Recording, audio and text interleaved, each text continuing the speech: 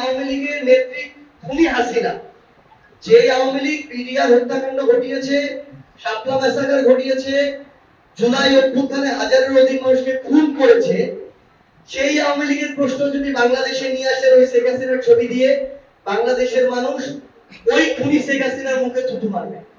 আওয়ামী লীগের নামে খুনি হাসিনা কিংবা তার যে কোনো পরিবারের সদস্য কিংবা ওই কালপিট গুলো যারা আওয়ামী লীগের ফ্যাসিস্ট আওয়ামী লীগে পরিণত করেছে, তাদের নামে বাংলাদেশে তারা কখনো আর নির্বাচন অংশগ্রহণ করতে পারবে না। যারা নিজের হাত দিয়ে গণতন্ত্র ধ্বংস করে, গণতন্ত্রের জন্য তাদের অংশগ্রহণ প্রয়োজন, এর চেয়ে বড় হাস্যকর কথা হতে পারে না। এরকম জরিপে কিছুদিন আগেও কিন্তু বাংলাদেশের বিভিন্ন রাজনৈতিক দলের ভোটের বিভিন্ন পার্সেন্ট দেখানো হয়েছে। অনেকেই অনেকের জায়গা থেকে বলেছে কেউ নাকি এই কয়েকটা আসন পাবে না, ওই কয়েকটা আসন পাবে না, কিন্তু আমরা আবার এক এক ধরনের ছাত্র সংসদ নির্বাচনে এক এক ধরনের অবস্থা দেখছি। আমরা আবার যখন মাঠ পর্যায়ে যাচ্ছি তখন আমরা এখন মানুষের আশা দেখি। মানুষ তাদের জায়গা থেকে বলে যে ভাই আপনারা প্রত্যেকটা গ্রামে গ্রামে যান, বাড়িতে বাড়িতে যান, মানুষ এখনো আপনাদের অপেক্ষায় আছে।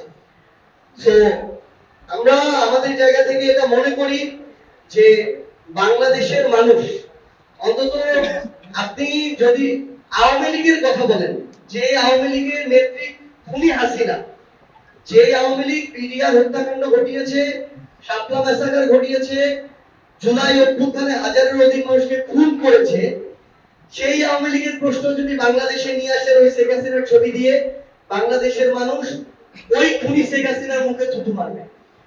বাংলাদেশের মানুষ এখনো তাদের জায়গা থেকে এতটাই ক্ষিপ্ত যে খুনি শেখ হাসিনা ভারতে আছে দেখে বাংলাদেশের মানুষ ভারত নামটা শুনলে এখনো তাদের জায়গা থেকে ওই ভারতের আধিপত্যবাদের চেহারা মানুষের মাথায় ভেসে উঠে, এবং মানুষের ভিতরে একটা ভারত বিরোধী কট্টর সেন্টিমেন্ট একটা আপনাদের জায়গা থেকে দেখবেন।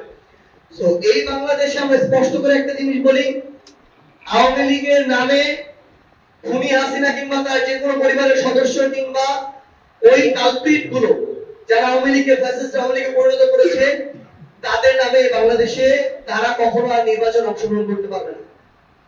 দ্বিতীয়ত, তাদের যারা দোষর ছিল, যারা আওয়ামী লীগকে ফ্যাসিস্ট আওয়ামী লীগ বানিয়েছে, আওয়ামী লীগকে সরকার বানিয়েছে, সরকারের বৈধতা দিয়েছে, তারাও আগামীতে বাংলাদেশের গণতান্ত্রিক প্রক্রিয়া নির্বাচনে অংশগ্রহণ করতে পারবে না। কারণ যারা নিজের হাত দিয়ে গণতন্ত্র ধ্বংস করে, গণতন্ত্রের জন্য তাদের অংশগ্রহণ প্রয়োজন, এর চেয়ে বড় হাস্যকর কথা হতে পারে না।